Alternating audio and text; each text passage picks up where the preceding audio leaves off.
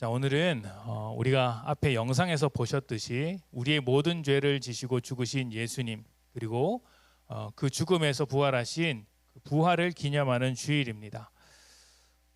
고난주간과 부활주일은 어쩌면 우리에게 있어서 가장 중요한 날이 아닐까 생각을 해봅니다. 제 개인적으로는 성탄절보다 훨씬 더 중요한 날이겠구나, 의미로서는 훨씬 더 중요한 날이겠구나라는 생각이 듭니다. 우리는 지난 한 주간, 그 고난주간을 통해서 십자가의 자리가 실패한 자리가 아니라 주님께서 주시는 은혜의 자리라는 것을 확인했습니다. 그리고 십자가 앞에서 발견되었던 수많은 인생들 역시 주님의 은혜가 다 있었던 인생들이었구나라는 것을 발견을 했습니다. 예수님을 배신한 유다, 그리고 자신의 아주 진심 어린 고백도 지키지 못했던 베드로, 그 두 사람에게도 주님께서는 동일하게 성찬으로 초대하시는 것이 있었습니다. 또 겟세마네 동산에서 깨어있지 못하는 그 제자들의 연약함을 위해서 동일한 말씀으로 반복해서 기도하시며 그 기도의 자리로 초청하셨던 주님의 은혜도 보았습니다. 또 사람들이 끌려가고자 했을 때 순순히 끌려가신 그 은혜를 통해 자기의 안위, 자기의 영광보다 우리를 살리기 위해 십자가에 못 박히신 하나님의 뜻을 따라가신 예수님의 은혜도 보았습니다. 또 불리하고 부당한 재판이었을지라도 그 모든 것을 감당하셔서 우리를 위해 고난을 지신 은혜도 함께 보았습니다. 마지막 순간에 억지로 십자가를 지고 간 그 한 사람을 통해서 그 집안에 내려진 은혜도 우리가 함께 보았습니다. 이 모든 것이 실패의 자리로 여겨질 만한 곳이었으나 그곳에서 살아계신 하나님께서 은혜의 자리로 바꾸셨다. 주님께서 은혜의 자리로 바꾸셨다는 것을 우리가 지난 한 주간 말씀을 통해서 깊이 나누었습니다. 이러한 십자가의 은혜, 이러한 실패한 자리에서 쏟아지는 귀한 은혜는 오늘 우리의 시대 속에서 하나님과 동떨어져 살면서 날마다 믿음으로 실패하는 우리에게 큰 위로가 되는 것 같습니다. 하나님을 배신할 때도 있고 그 뜻을 외면하고 항상 죄인으로 살았음에도 불구하고 하나님의 은혜는 끝없이 우리에게 주어지고 있다는 것이죠. 그리고 이 모든 은혜의 정점이 예수님의 부활입니다. 우리의 죄를 십자가에서 다 해결하시고 죽음이라는 절망 끝에서 다시 부활하심으로 말미암아 우리가 살고 있는 이 절망과 실패의 자리가 더 이상 절망과 실패가 아님을 보여주시는 사건이 부활인 것이죠. 그래서 우리는 이 부활을 믿음으로 영원한 생명을 얻고 새로운 삶을 살아갈 수 있는 것입니다. 십자가 앞에서 모두 도망쳤던 제자들이 부활하신 주님을 만나고부터 새로운 인생을 살았듯이, 또 부활을 경험한 바울이 교회를 핍박하던 사람에서부터 교회를 세우는 사람이 되었듯이 우리 각 인생에 부활의 생명이 들어가게 되면 여러분의 인생이 새롭게 변화될 것을 믿습니다. 그렇게 변화된 것처럼 오늘 우리도 실패의 자리든 성공의 자리든 가리지 않고 언제 어디서나 부활의 주님을 바라보고 새로운 인생으로 살아가시기를 축복합니다. 자, 오늘은 지난주에 이어서 다시 한번 성찬의 이야기를 하고자 합니다. 그리고 예수님의 명령, 주님의 제자로서 우리가 따라야 할 예수님의 명령 세 번째 시간으로서 이 성찬에 대해서 조금은 짧게 이야기를 좀 나누고자 합니다. 주님께서 십자가에 달리시기 전날 밤 제자들과 함께 유월절 만찬을 나누셨습니다. 이 만찬은 떡과 포도주를 나누는 유월절 의식이었는데 예수님께서는 제자들에게 떡을 나눠주시며 이것은 너희를 위한 나의 몸이다 라고 하셨고, 또 포도주를 나누면서 이것은 너희를 위한 나의 피라고 하셨습니다. 주님은 직접 제자들과 성찬을 나누시면서 이것을 통해 주님께서 죽으신 십자가를 날마다 기념하라, 기억하라고 하셨습니다. 누군가를 기억하며 살아간다는 것은 그 사람의 말과 인생을 더듬어가며 또 그 인생을 기억하고 영향을 받으면서 살아간다는 것과 같습니다. 일찍 누군가를 떠나보내게 되면 그 사람을 자꾸 생각하면서 매이게 되는 것처럼 주님께서 십자가의 죽음을 기억하라고 하신 것도 십자가를 통해 보여주신 어떤 것에 영향을 받고 그것에 매여 살라는 의미입니다. 그냥 기억만 하며 살라는 것이 아니라 기억하고 매여서 살라는 것이겠죠. 그러면 십자가는 무엇을 드러내는 것일까요? 우리가 잘 알고 있는 말씀 빌립보서 2장 5절부터 8절에는 이렇게 이야기를 합니다. 우리 같이 읽어볼까요? 자, 5절부터 8절까지입니다. 시작. 너희 안에 이 마음을 품으라. 곧 그리스도 예수의 마음이니 그는 근본 하나님의 본체시나 하나님과 동등됨을 취할 것으로 여기지 아니하시고 오히려 자기를 비워 종의 형체를 가지사 사람들과 같이 되셨고 사람의 모양으로 나타나사 자기를 낮추시고 죽기까지 복종하셨으니 곧 십자가에 죽으심이라. 아멘. 십자가에서 나타난 어떤 것, 그것은 하나님과 동등된 자리를 버리고 종이 되신 것, 죽기까지 주님의 뜻에 복종하신 것, 순종하는 것을 말합니다. 우리가 성찬을 할 때마다 기억해야 하는 것이기도 합니다. 우리가 매여 있어야 하는 것이기도 하죠.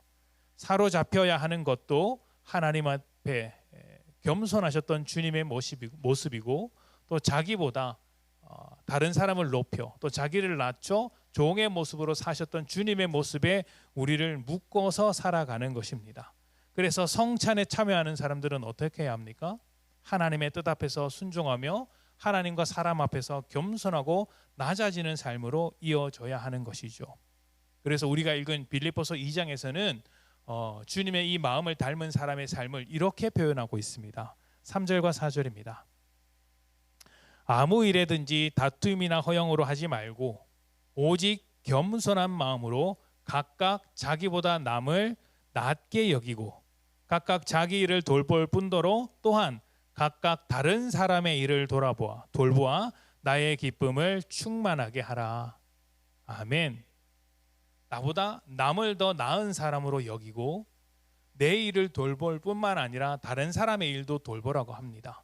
내 일을 돌볼 뿐만 아니라 다른 사람의 일을 돌보는 사람을 뭐라고 할까요? 종이라고 합니다. 나보다 남을 더 낮게 여기라는 건 더 높은 신분으로 여기라는 뜻이에요. 다른 사람을 나의 주인으로 생각하면서 내가 그의 종이 되어서 내가 해야 될 일을 해야 될 뿐만 아니라 다른 사람의 일까지 돌보아주는 인생이 되어라.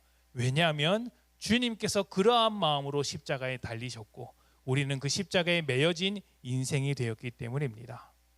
그래서 성찬을 나눈다는 것은 단순히 종교적인 의식으로만 끝나서는 안 됩니다. 성찬을 통해 삶으로 당연히 나타나야 하는 것들이 있습니다. 결혼식을 한번 생각해 보시면 좋을 것 같아요. 결혼식이 하나의 의식에 불과한 것일까요? 결혼식만 하면 끝일까요? 아니죠. 아무도 그런 결혼식을 원하는 사람은 없을 것입니다. 결혼식이 그냥 화려함을 돋보이게 하고 지나가는 예식에 불과하다면 안 해도 되는 것입니다. 할 필요가 없죠. 그러나 결혼식을 하는 이유는 형식이나 예식에 달려있는 것이 아니라 그 이후에 이어질 삶이 있기 때문입니다. 둘이 부부가 되어서 하나로 살기 위해 약속하고 다짐하는 시간이죠. 그런데 이렇게 중요한 시간 결혼식을 치루어 놓고 이후에 함께 살지 않으면 또 하나 되는 마음 없이 살아가면 그 결혼식이 무슨 의미가 있겠습니까? 소용없는 것 아닙니까? 성찬도 그렇습니다. 아주 중요한 예식이죠. 그러나 이 성찬에 합당한 모습으로 드리지 않으면 주님의 몸과 피에 죄를 짓는 것이다 라고 오늘 말씀에서 이야기를 하고 있습니다.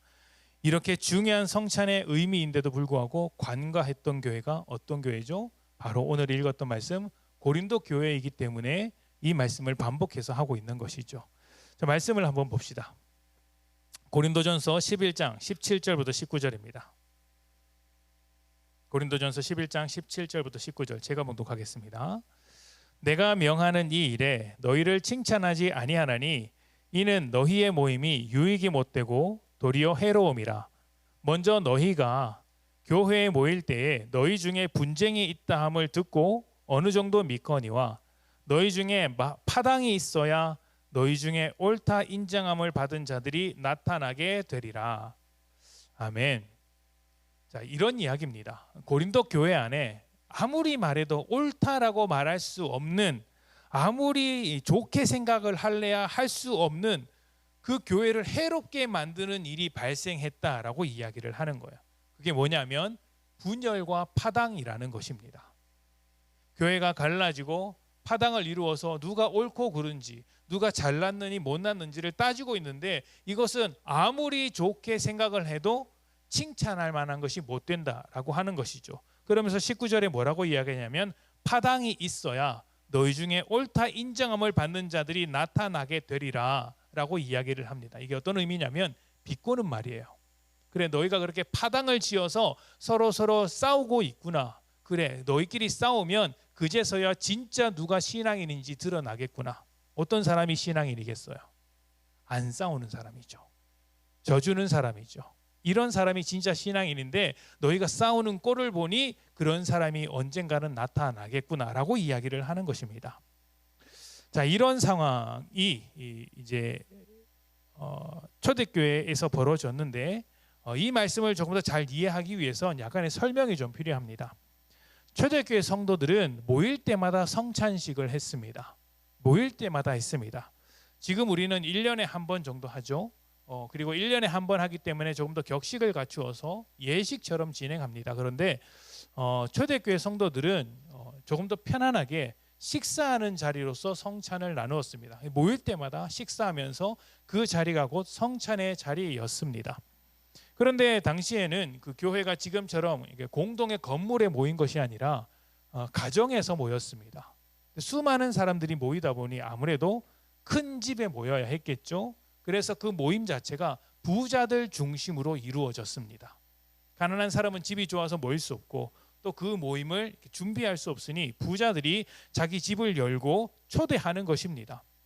부자가 중심이 되는 건 뭐 나쁜 게 아닙니다. 그건 필요에 의해서 그렇게 될 수 있죠. 바울이 생각하는 문제는 바로 그 안에서 벌어진 일이었어요. 부자들은 집을 제공할 뿐만 아니라 넉넉한 형편으로 인해서 먹을 것을 준비해 왔습니다. 대부분 한 집에서 준비한 게 아니라 여러 명이 함께 음식을 준비해서 가져와서 먹었습니다. 대부분 부자들이 가져왔겠죠. 부자들은 여유가 있으니까 일찍 모일 수 있습니다. 음식을 마련해 놓고 먼저 안쪽에 자리를 잡고 이야기를 나누고 있습니다. 그리고 나면 가난한 자들, 일을 마치고 와야 했던 자들이 저녁 늦게 허겁지겁 피곤한 몸을 이끌고 모이는 것입니다. 하루 종일 일하고 늦게 올 수밖에 없죠. 그러면 어디에 앉겠습니까?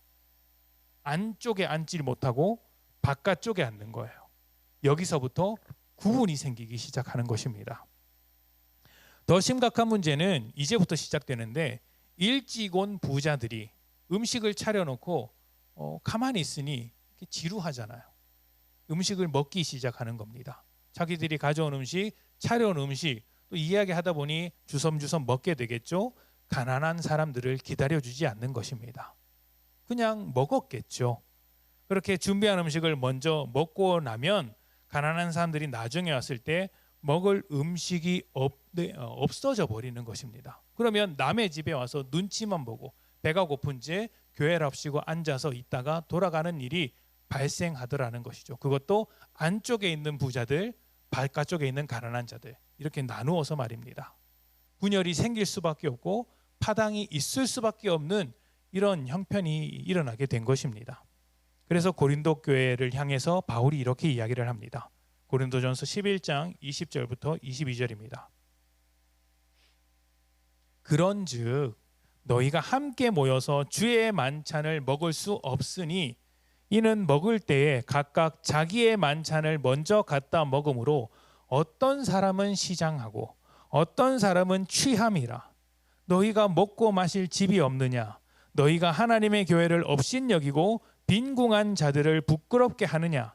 내가 너희에게 무슨 말을 하랴? 너희를 칭찬하랴? 이것으로 칭찬하지 않노라. 아멘. 앞에서는 고린도 교회에 대해서 이제 굳이 긁어서 칭찬한 내용들이 있었어요. 제가 볼 때는 칭찬받을 만한 내용이 없는데 그래도 칭찬을 이렇게 해준 것입니다. 근데 왜 이 일만큼은 칭찬하지 않았을까요? 예수 그리스도의 몸된 공동체를 찢어버리는 일이었기 때문이죠. 제가 교회 식사 준비할 때 늘 부탁드리는 말씀이 있어요. 가급적이면 쉽고 간단한 것을 하시라고 말씀을 드립니다. 사실 여러 명이 모여서 식사를 하는데 쉽고 간단한 것이 어디 있겠습니까? 없죠. 먹고 정리하는 것까지 하면 너무 부담이 됩니다. 그런데 그런 것까지 다 안고 수고하시는 분들이 계시죠. 대부분 이제 우리 여성도회에서 많이 섬겨주고 계십니다. 얼마나 감사하고 죄송한지 모릅니다. 남성도회 해본 분들은 눈치껏 알아서 행동하셔야 됩니다. 이제 식사하실 때도 괜히 반찬 투정하지 마시고 바가지를 큽니다. 그러니까 눈치껏 알아서 행동하셔야 합니다. 물론 그 눈치껏 행동해야 하는 사람 중에서는 저도 포함이 되겠죠. 왜 쉽고 간단한 것을 부탁드리냐면 돈을 아끼자는 게 아니라 편하게 하자는 것도 있겠지만 무엇을 먹느냐보다 더 중요한 것이 있기 때문입니다. 좋은 음식을 만들어서 먹는 것은 사실 교회 모임에서 그렇게 중요하지 않습니다. 하나도 중요하지 않아요. 맛있는 것을 정신없이 먹는 것보다 물 한 잔 떠놓고 같이 마시면서 안부를 묻고 인사를 나누는 게 훨씬 더 중요합니다. 번거롭게 아주 많은 음식을 준비하다 보면 누군가는 주방에서 소외되고 누군가는 안에서 대접받듯이 먹기만 하는 사람들이 있습니다. 남성도회를 향해서 이야기하는 게 아닙니다. 누구나 그렇게 될 수 있다는 거예요. 그러다 보면 거기서부터 불만이 나오고 갈라지고 왜 나만 하느냐 이런 이야기가 나온다라는 것입니다. 그러면 문제가 되는 거예요. 그것은 주님의 몸동 공동체가 아닌 거예요. 그래서 아무것도 아닌 음식 그냥 밥에다 콩나물 몇 개 얹어서 먹더라도 같이 먹으라는 겁니다. 같이 먹으라는 겁니다. 그렇게 먹는 자리가 좀 어색할 수도 있습니다. 대화를 잘하시는 분도 계시죠. 누가 있습니까? 앞에서 특송하셨던 분 보십시오.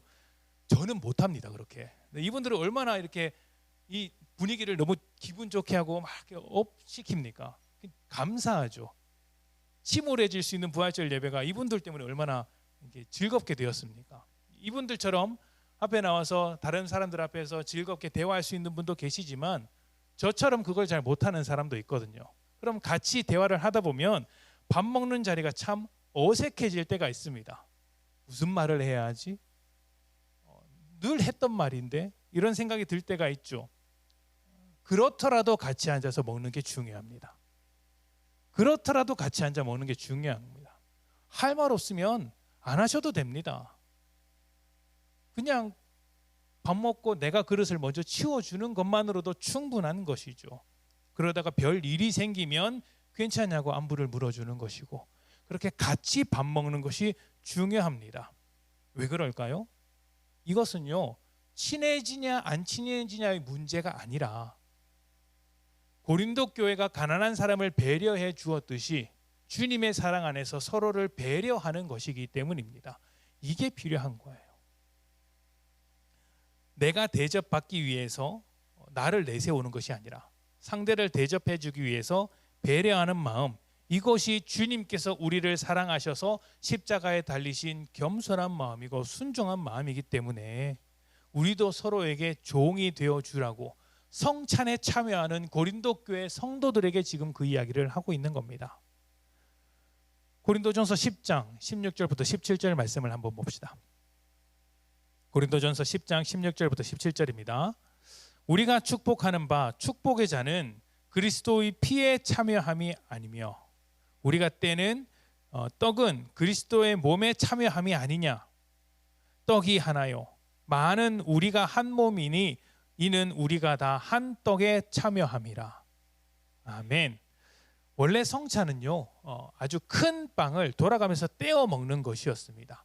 주님께서 이 큰 빵 하나를 보시면서 이것은 나의 몸이다 라고 하는 것이죠. 그 몸을 서로가 함께 나누어 먹는 것입니다. 떡이 하나인 것이죠. 큰 빵 하나를 나눠 먹은 우리는 예수님과 한 몸 된 공동체입니다. 주님의 몸을 먹음으로 내가 주님의 몸과 같이 되는 것이죠. 주님과 우리가 하나가 되었습니다. 그러니 주님과 내가 하나가 되었고 주님과 여러분이 하나가 되었으니 우리 모두가 주님과 하나가 되어서 우리를 한 몸이라고 부르는 것입니다. 무엇으로 하나가 되었습니까? 십자가로 하나가 된 거예요.